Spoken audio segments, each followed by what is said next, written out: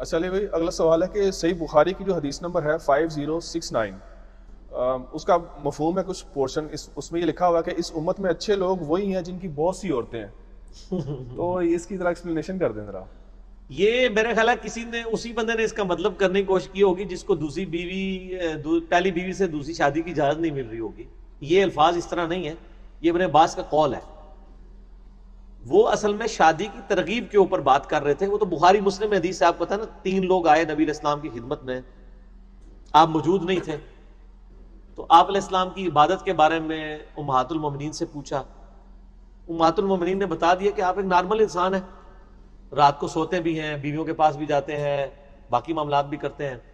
ان تینوں میں سے ایک نے کہا کہ میں تو شادی نہیں کروں گا، پوری زندگی اللہ اللہ ہی کروں گا.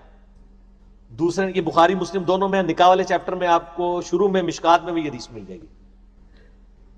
دوسرے نے کہا میں روزانہ روزہ رکھوں گا. تیسرے نے کہا میں روزانہ پوری رات عبادت کرتا ہوں. اور پھر انہوں نے کہا نبی علیہ السلام تو بخشے بخشائے، ان کو تو زیادہ عبادت کرنے کی ضرورت ہی نہیں ہے، ہمیں تو ضرورت ہے. یہ بات کہہ کے وہاں سے چلے گئے. نبی صلی اللہ علیہ وآلہ وسلم تشریف لائے تو آپ کو بتایا گیا اس طرح 3 بندے ملنے آئے تھے، یہ کر کے گئے. آپ جلال میں آپ فرمایا بلاؤ ان کو،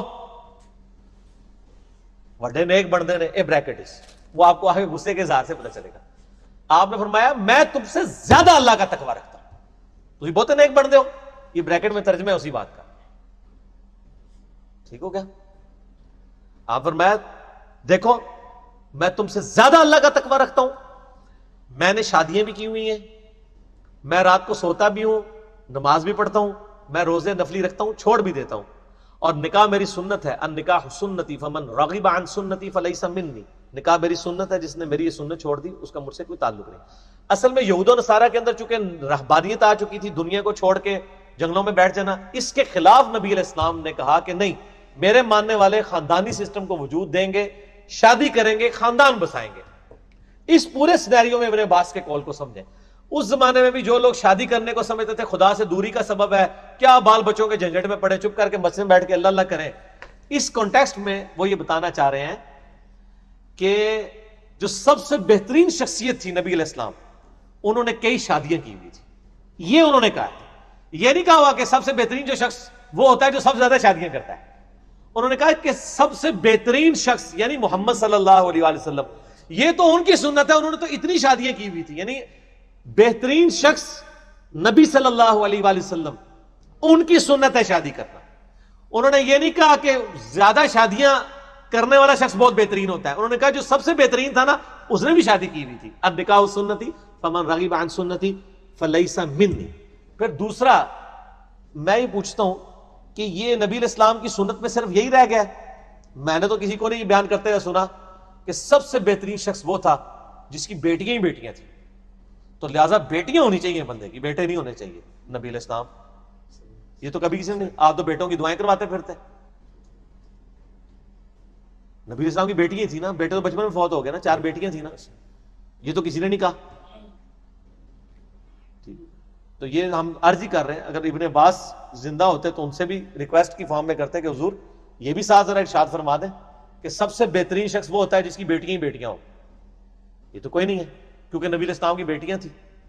اچھا پھر اس سے بھی آگے سب سے بہترین شخص وہ ہوتا ہے جو 3 مہینے تک جس کے گھر چولہا نہ جلے، کیونکہ نبی علیہ السلام کے گھر نہیں چلتا تھا، بخاری مسلم میں آتا ہے.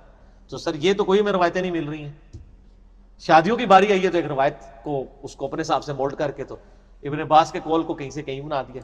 قرآن کی ڈاکٹرائن میں تو میرے بھائی قرآن نے تو ایک ہی شادی کو بہتر کہا ہوا ہے.